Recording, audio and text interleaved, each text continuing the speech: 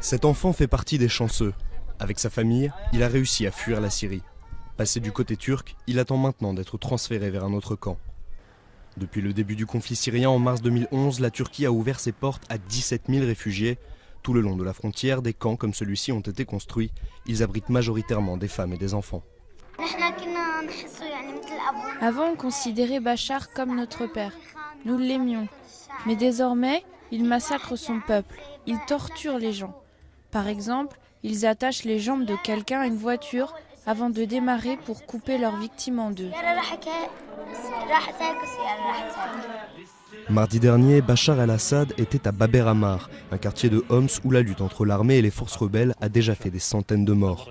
Sur place, les combats continuent et la ville est devenue le symbole de la contestation syrienne. Selon plusieurs organisations, plus de 10 000 personnes ont été tuées depuis le début du conflit. Conséquence, entre 200 et 700 réfugiés passent la frontière turque chaque jour pour fuir les violences.